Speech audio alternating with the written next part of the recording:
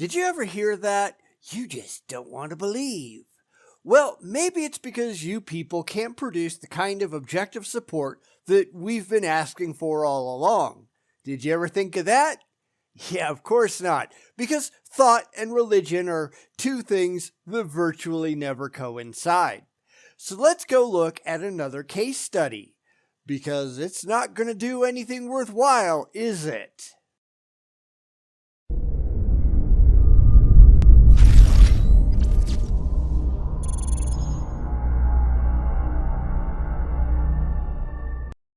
We're going to go have a look at a channel called Our Daily Bread, a pretty good sized channel all told, but if this is the level of discourse that they're capable of, no better than any of the really tiny channels that we've been laughing at over time, then this isn't going to go very well. Because, truth be told, none of them actually have anything of substance to say. This guy says he has evidence, but I figure the chances of that are somewhere between, slim and none, because no theist actually does. Not the kind of evidence that we actually ask for. They use the word, but they don't know what it means. Because no theist actually cares if they have anything worthwhile to present or not. So, let's go see another example in action, shall we? This should be fun. The more I was exposed to the Bible, the more I believed it. Then you're just not looking at it right. Okay, I know that's easy to say, just like what he said was, so let's try a slightly different tactic. What is it about the Bible that made you believe it? Now, he may get into that coming up. I don't know, I haven't seen that far, but I'm going to try to head off some potential avenues at the pass. The reason to believe a thing is only when that thing can be objectively demonstrated to be true and correct in the real world. And that goes for anything at all. There are no double standards. If you are presented with a claim that Bigfoot is real, for example, the only time that you ought to accept that claim as true is when you are provided with objectively verifiable evidence that it is actually true in the real world. Somebody ought to be able to throw a carcass up on the table for you to examine. And until you get that, you should not believe. No emotional appeals should ever be enough, and this is the problem that we have with the religious. They operate on nothing but emotional appeals. It is 100% wishful thinking based on their feelings and never, ever on objectively verifiable facts. They don't go out and see if the book stands up to any kind of critical scrutiny because it doesn't. And I know that from personal experience. I've been there. I've examined it. And that's the reason I don't believe that crap anymore. You can't start off with the desire to believe. The only desire that matters is the desire to get to the actual truth of the matter. And the religious, they can't do that, can they? With careful sequential teaching, like working through expository preaching, exegetical preaching, working through one chapter at a time, I could see the coherence of it and the way that it just made sense, and it just won me over every time. And that goes to prove what he was doing wrong. You can't just read the Bible to conclude that the Bible is true. Just because a book says a thing, that doesn't mean that thing is real. You have to go outside of it to objective reality to find out if the claims made therein actually stand up to critical scrutiny. And I'm sorry to say, when it comes to the Bible and all other holy books for that matter, they just don't. They just don't. This is where they all go wrong. Genesis 1:1. In the beginning, God created the heavens and the earth. Okay, how do you know that? Other than a book says a thing. That's where we have to back out of the Bible and try to verify that claim using evidence and looking at the real world. And when we do that, it just doesn't go well for the Bible, does it? Of course, the religious, they aren't that concerned about any of that, because they just want to have their ego stroked, whether any of it is actually true or not. And this is exactly why the second that I hear someone saying, well, the Bible makes perfect sense. I've got a lot of questions. Really? Do tell. Because you can pretty much guarantee that they have never left the toilet paper that is the Bible and tried to verify anything within it whatsoever. Because why would they? They don't actually care if it's true. They care if it makes them happy. For me, it became clear that it all came down to whether or not Jesus rose from the dead.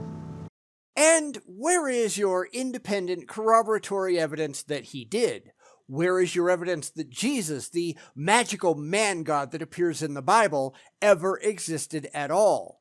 Because these are the questions that need to be asked, and these are the questions for which you people have absolutely no answers.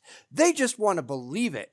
And this is why, really, they don't much like talking to the skeptics, because we're going to point out where they've missed all the most crucial points of verifying their own claims, and we aren't going to let this stuff slide because they don't really care, do they?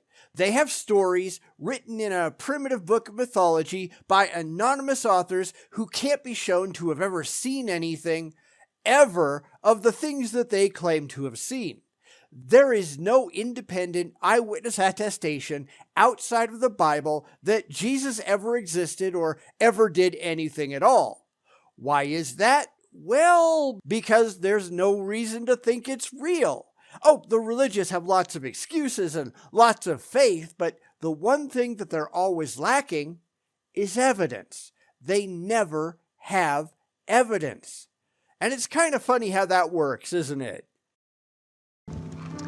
As the Apostle Paul says in 1 Corinthians 15, if he did not rise from the dead, then Christianity is a cruel joke. It cannot be true. But if he did rise from the dead, then it is the truth and it changes the world. Well, that's not necessarily the case, because even if you could prove that Jesus did rise from the dead, and they can't get anywhere remotely close to that, it still doesn't prove that there's a God. Aliens could have done it. Jesus could have had some kind of bizarre mutation that made him particularly difficult to kill. Jesus could have been an X-Man. There are all kinds of possibilities here that they just don't want to talk about. Of course, that isn't the story that they're looking for, and to the religious, the story is really all that matters. Whether any of it makes any sense, whether any of it can be demonstrated to have ever happened as they describe, that's really totally irrelevant. Except it's not. It's the only thing that's actually relevant, and the religious, they just stick their fingers in their ears, close their eyes tight, and chant, "La la la la, I can't hear you," because they don't actually want to consider any of these other possibilities. They have a conclusion that they have to reach. The only way to conclude rationally that a God did it is to demonstrate with evidence that a God actually exists and did verifiably do it.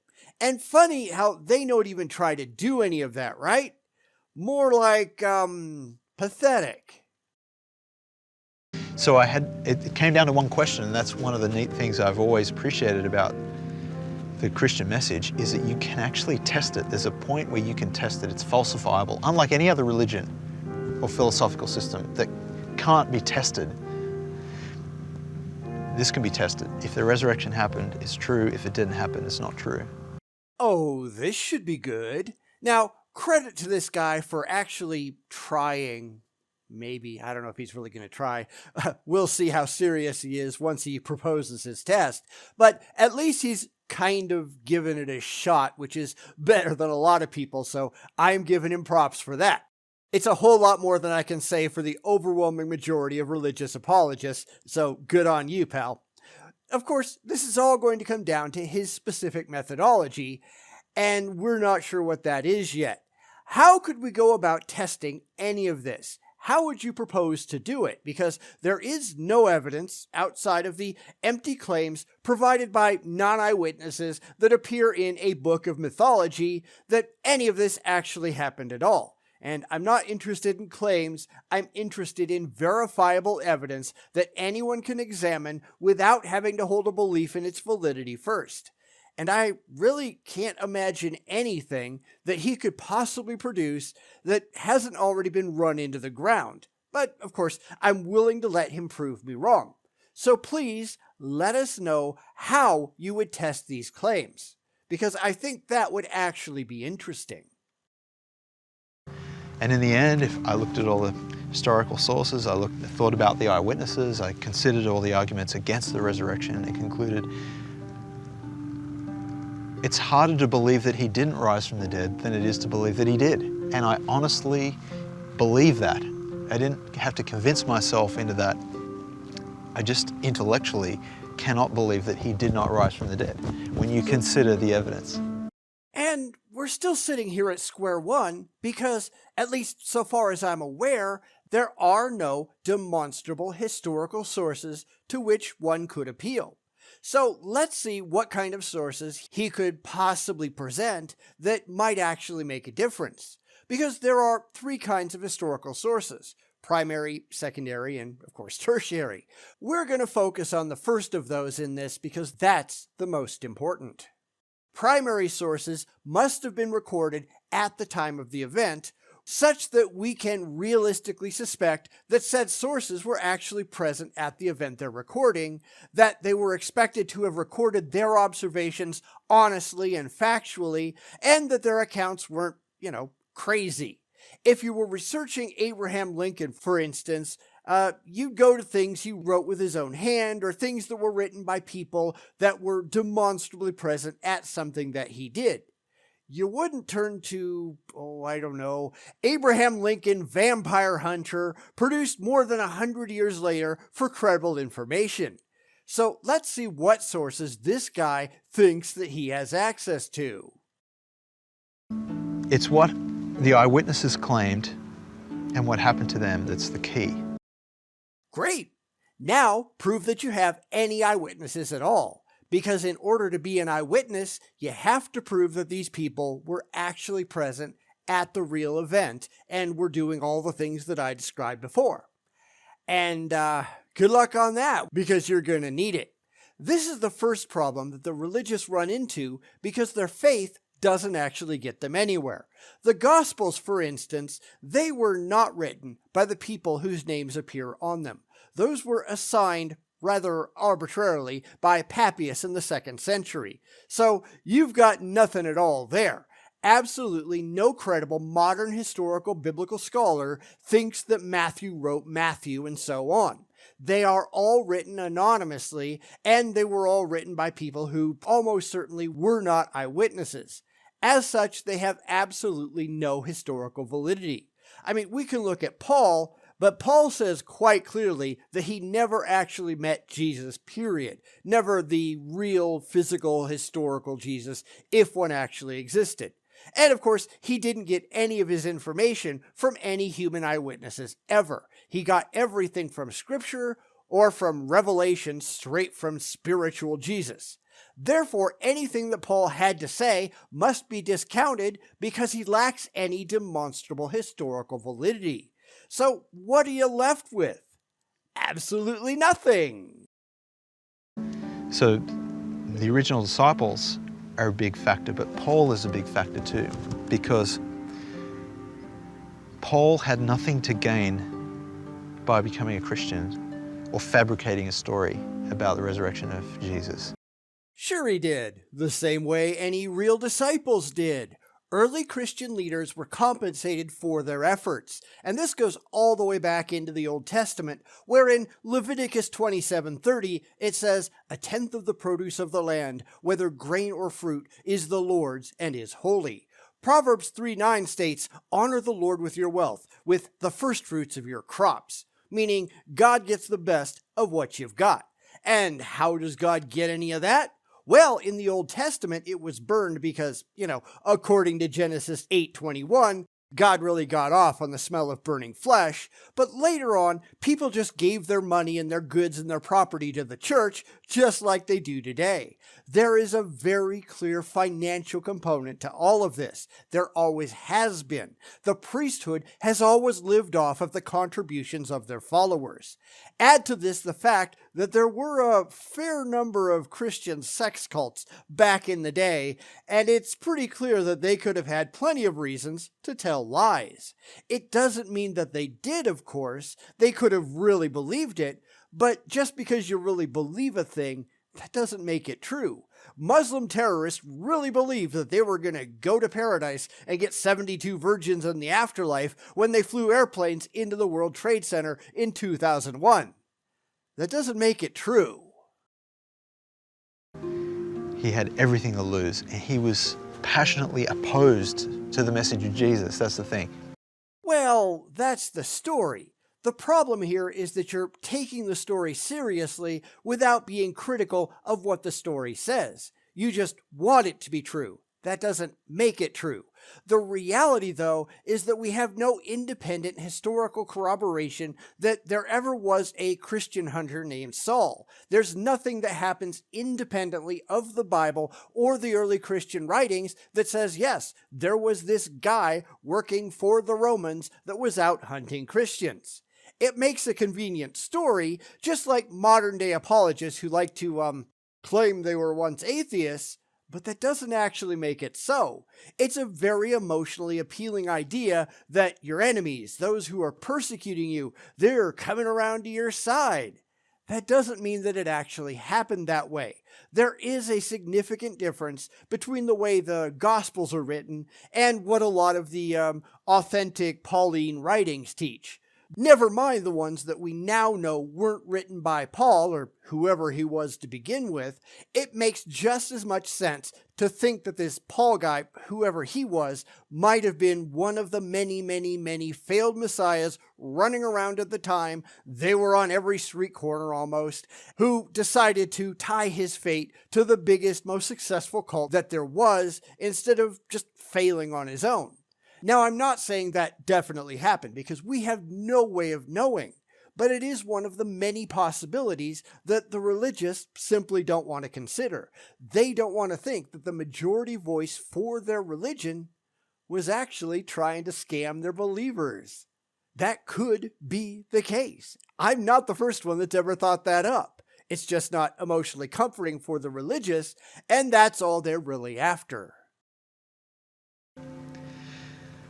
And so for me, Paul's testimony that the risen Jesus really did appear to him on the road to Damascus, and then you see the incredible transformation in his life, a transformation that could only occur if he genuinely and honestly believed that that event happened. But he never said that he saw the risen Jesus, at least not one that had demonstrably risen from the dead and was physically standing there. He had a drug trip on the road to Damascus, which, if we're going to go with my idea from before, just because, certainly sounds like a pretty good in if he's trying to take over an existing religious cult, doesn't it? You say that your Messiah ascended into heaven, right? He came and told me that you should do what I tell you to do. Scams start in a lot more ridiculous ways, don't they? But here's where he's going wrong again, where all theists go wrong, because he's buying into the stories without really caring if the stories are true. It says so in the book, therefore it has to be true. Yeah, says who? Because I can come up with all kinds of other possibilities that are all a lot more realistic than a magical man in the sky did it. Any natural explanation is far better than anything that the religious have come up with, and it always will be. This is the point where extraordinary claims need extraordinary evidence, and they've got absolutely nothing. Leading to intense suffering and persecution all the rest of his life, and finally martyrdom, being beheaded in Rome. I cannot believe that Paul made up that story. And how do you know that any of that is true? I know you believe it, but how do you know it? How do you support it? How do you justify it? Because the simple reality is, most of the supposed disciples described in the Bible, they just vanish from history around the beginning of the 2nd century. The supposed martyrdom of the majority is just church tradition. It's all made up. They haven't proven any of it because there's no evidence that any of it ever happened. So my question is, how do they know it ever happened at all, and how do they back any of it up with demonstrable, verifiable evidence? Because the simple reality is, they can't do any of that. They just can't. This is presumption based on faith, not fact. It makes no sense that he would make up that story and devote his life to something that he knew was false. Why not? People do it all the time. Even if we're going to assume that all of the stories about what happened to Paul and his disciples, all of that was actually true, and you can't prove any of that, but we're just going to play along, that doesn't mean that they knew that it was coming. It also doesn't mean that they were given a chance to recant before they were executed. They could have been out there living the high life, telling stories, and then when Rome came by and arrested them, it was already too late to apologize. Or there's the other possibility, that they actually believed all the things that they claimed. It just wasn't true. Lots of people out there believe things for which they have absolutely no good reason to think it's actually real. Delusion is a thing. Hallucination is too. Just because you are convinced of a thing, that doesn't make it actually true. David Koresh probably believed that he was the reincarnation of Jesus or whatever it was he preached. He's still dead because of it. It doesn't make it true. So now, people die, even today, people die for what they believe in. That's not the amazing thing. The amazing thing is, if it's a lie, he died for something he knew was a lie. And that's true for all the eyewitnesses who died for their faith. They died for something they knew was false. And I can't accept that. I can't accept it. It makes no sense at all. It's easier to believe that there is a God who can raise the dead than to believe that these people fabricated a lie and then willingly suffered and died for it without any one of them recanting and saying, before someone pulls the trigger, you know, wait, don't kill me, we made it up. You know, no, they all willingly and joyfully went to their death for this.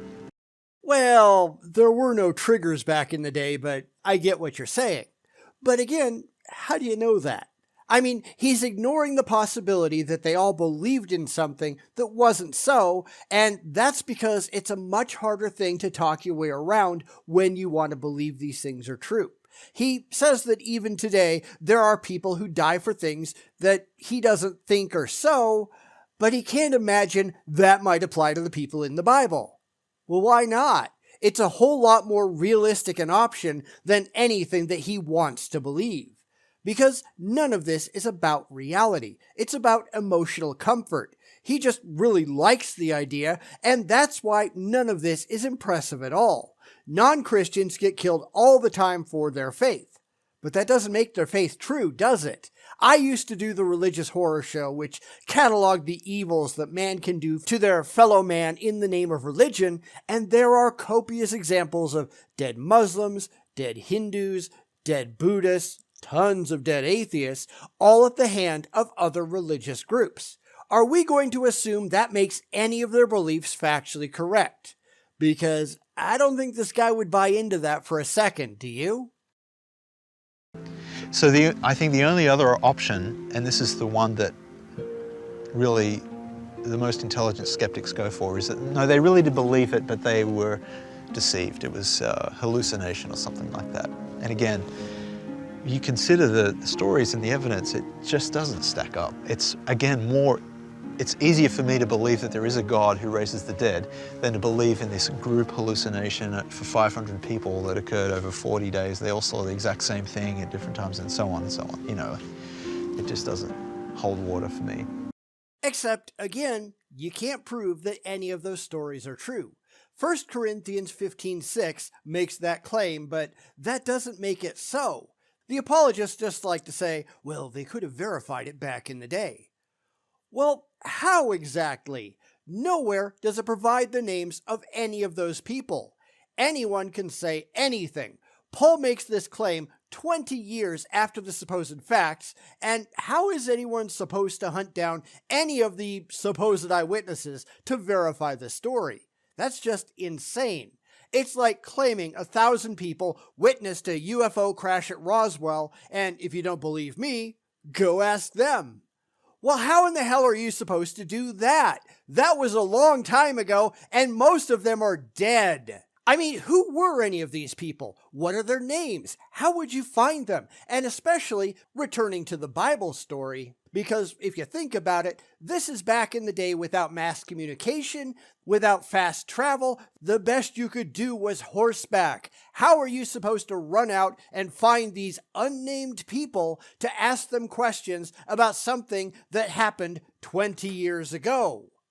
It just doesn't work that way.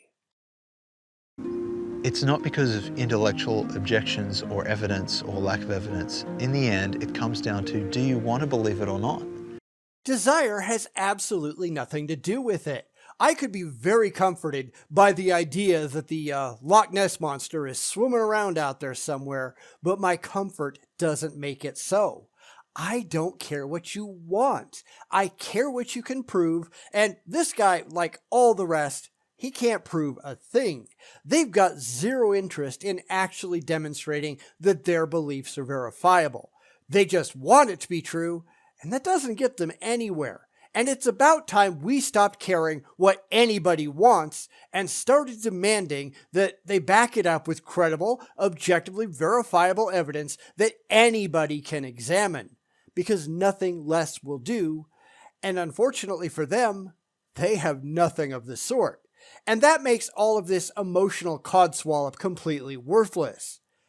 And it's really too bad they just don't care, isn't it? And many of us just don't want to believe it. And so we rationalize it, Augustine said, what the heart desires, the will accepts, and the mind justifies. So at the end of the day, the answer is our heart. Are we willing to believe it or not? And I think if people open up their heart to the possibility that this actually happened, then all the intellectual reasons and evidence and justification for it, it's all there. It's all there. It's entirely credible. You just have to be open to the possibility that it's true. You can also be open to the possibility that it isn't, which is where all of this falls apart. Because I'm perfectly willing to believe it if you can provide evidence that it actually happened and demonstrate that it did. And the problem is, you can't do that. You don't care. It doesn't matter so long as you get your emotional jollies, and that simply isn't enough for an ever-increasing number of people today. Your fifis don't matter. It's really where we continually see the same problems crop up in religion. I thought this guy said he could demonstrate that Jesus resurrected, but it all comes down to, well, it sounds kosher to me. And that's just stupid. It really is. I don't care what you want to be true. I care what you can actually demonstrate, and nothing that he said, none of it at all, makes any rational sense whatsoever. And I noticed while watching the video that the whole thing was just an excuse to beg for money. He wants to get paid. Why is that not a surprise? Our daily bread my ass, this is just a daily scam, just like we know all of it is. Because this is how religion works. It isn't honest inquiry. It's wishful thinking with a handout. What else would it be? Because these people aren't very smart. And why do people keep falling for it? Oh yeah, because they think just like this guy. Or he's just scamming the rest and they're just not smart enough to see through it. Let me know what you think about that in the comments, because this kind of thing is absurdly common, and it's also absurdly sad.